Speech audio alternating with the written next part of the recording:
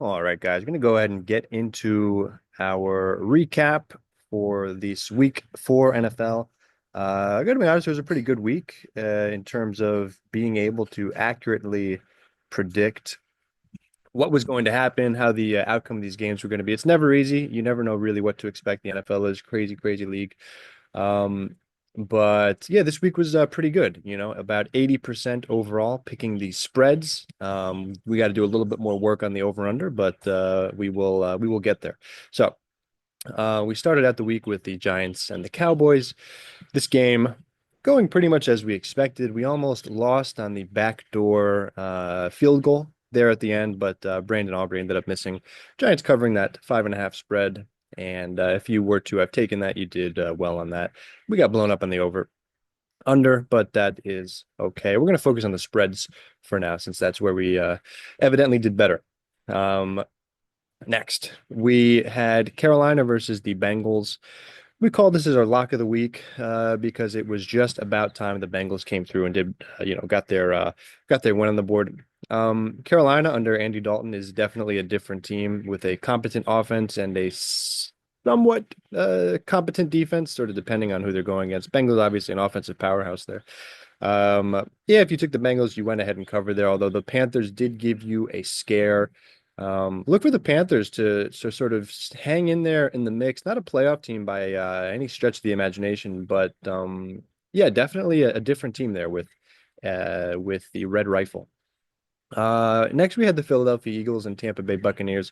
Another game that went pretty much exactly as we expected, with Jalen Hurts missing all of his top receivers. Tampa Bay looking for a bounce back after an embarrassing game against Denver last week. Tried to put it all on Barkley. It did not exactly work out, and the end result was an absolute shellacking. Baker Mayfield having his way with the nothing Philadelphia defense. Still a lack of motivation on Philadelphia, and look for Nick Sirianni to be out of there if by the end of the season, if not sooner. Another good pick. If you had taken the Bucks, you would have done well there. Um, Next, Denver Broncos, New York Jets. This was a game that we did not expect. The Jets are a team that seemed to be in absolute shambles. There's a disconnect between the head coach and the quarterback, and it's showing an absolutely abysmal offensive performance. Jets unable to put up over 10 points, unable to get into the double digits. This was a game I thought they should easily handle, and they didn't. It was a bit of a rainy day there in MetLife, which had an impact on the scoring ability. But excuse me. But yeah, the Jets need to figure something out there. I don't know what else to say except maybe going to stay away from the Jets in terms of any bets for the near future, because we just do not know who is going to show up. Probably stay away from the Broncos as well because they are just too volatile. All right, this game I felt pretty good about, and I feel pretty good about the fact that our pick was absolutely stunning. Basically a spot on pick there, save for a few points. We had the Vikings 30, Packers 26. The end result was 31-29 Packers, a real back and forth game, two high-powered, volatile offenses. And, maybe Vikings sort of coming back to earth in the second half there. Look to see if they can continue their performance. But yeah, the Packers did their thing. They just fell short again. The Vikings are probably a top five team there. And if you had taken the over, that was a good one to look at for that. Next, this was one of those famous reverse trap games. You get several points, or you're given several points or getting or whatever. Bears were favored by 2.5 points, and you might think, oh, well, that doesn't seem quite right. But then you got to ask yourself, what do the books know that I don't know? Bears in that matchup just matched up particularly well, and they were able to put it together and really beat down on the Rams, who are without their top offensive weapons. Stafford alone, not enough to get that done. You got the Bears, you cover, you take the over, you do well there as well. New Orleans Saints, Falcons. I mean, again, in terms of the point picking, another stellar job. I'm going to pat myself on the back. Good job, good job. But At the end of the day, we were wrong in the pick. We thought that New Orleans was going to pull it out by 2 points. In fact, it was the Falcons that pulled it out by 2 points on a last second field goal. So really, that field goal being the difference there. We were almost so perfect on this pick, but we just fell so slightly short. We were right though. I mean, look for these Falcons New Orleans games to be very close and competitive going forward. And these teams are both solid, above average teams. And, maybe the Falcons just a little bit better there with Kirk Cousins holding it together. Pittsburgh Steelers versus the Indianapolis Colts. I absolutely hated this game. This was a game that screamed under from the opening, and then it turned into an over game, and then it turned into an under game, and then it blasted out into an over. So basically, whatever you took here, the over, the under, the left, the right, the up, the down, would not have hit. This was just a train wreck of a game. Richardson goes out and gets hurt early on. They put him back in and have him run a power sweep, and he gets hurt immediately again. Just some strange coaching decisions going on there with the Indianapolis Colts.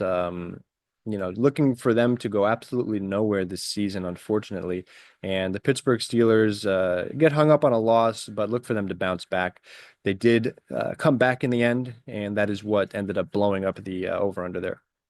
So just some complete bullshit. Stay away from it. Don't even. Well, we'll see what happens with the matchups next week, but just a brutal, brutal game that one. Okay.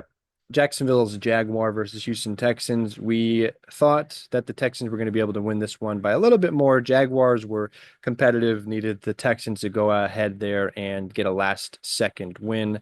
I don't think the Jaguars should be that competitive going forward. I think the Texans are in a little bit of a snide. Look for the Texans to figure it out heading into the next several weeks. CJ Stroud is still the guy that you want to have, and Trevor Lawrence still, pretty much a mid quarterback, overpaid at this point, and you're in a tough position there if you are the Jaguars, paying him 50 something million dollars as you are. New England Patriots, San Francisco 49ers game went pretty much as we expected. San Francisco able to dominate. Pats in rebuild mode. They are starting basically a backup quarterback and trying to make it work as long as they can to give some reps on the practice field for Drake May before he gets thrown into the mess of it. San Fran pretty handily handling the Pats there. No question about it. Washington Commanders, Arizona Cardinals, again, a game where we thought Washington was going to be the better team, and they ended up being leagues better than the Cardinals, just dominating in a way that we can't even put into words. I think the Cardinals are a solid team. I just think Washington is really able to put it on and put it on fast. Jaden Daniels is an absolute stud, playing nearly perfect football, running, throwing, managing, and not even managing, but just taking over games and dominating. Um, say no more about that. The over absolutely blown to pieces. Washington covering very easily. Yeah, don't even worry about it.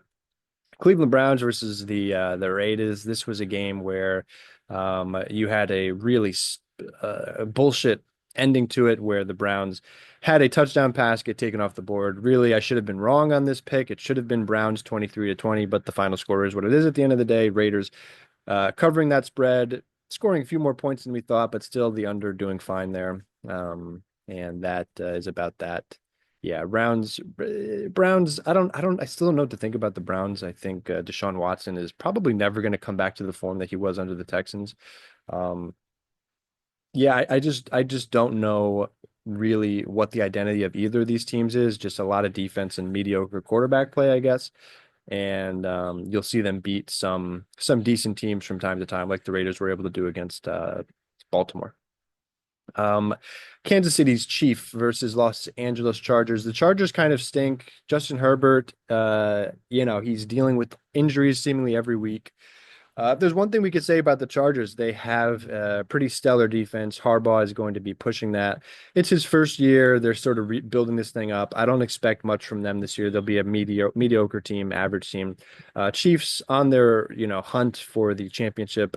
Rashi Rice going down with a potential ACL injury there. Chiefs are a little bit shaky, so I don't know about that, third Super Bowl this year, but they are still the Chiefs and they're going to do their Chiefs thing. Able to cover that spread there, not easily by any stretch of the imagination, not easily at all. Buffalo Bills versus the Baltimore Ravens. We told you that you should take the Baltimore Ravens in the regular season and then probably fade them in the playoffs, but we'll see how that goes leading into it. Baltimore just destroying the Bills. Bills were never in this game. Absolutely bullied on all sides of the ball. Derrick Henry running for almost 200 yards, and yeah, it was never a competition. I don't think the Bills are a bad team. I think the Baltimore Ravens are probably the best team in the league. Once again, look for them to continue rolling, and yeah, we'll say more about that next time. But just another good pick. Tennessee Titans versus Miami Dolphins.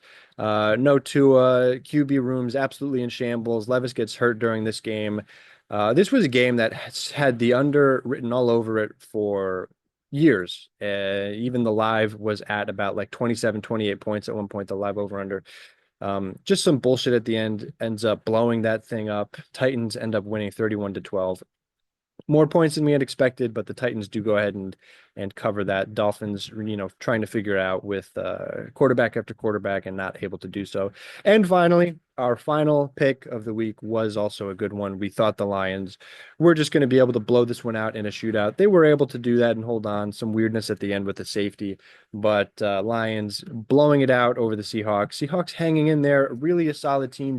I'm impressed with Geno. He's got some impressive audible ability. He sort of knows, where the defensive weaknesses are. He's an incredibly competitive. I don't know if I've seen anyone as competitive as Geno. When a play doesn't go his way or when something doesn't go his way, he is on fire. So for that reason, I do like Geno in sort of comeback situations. The only thing limiting him is his ability at the end of the day. He's not, the most talented, in terms of arm talent quarterback out there.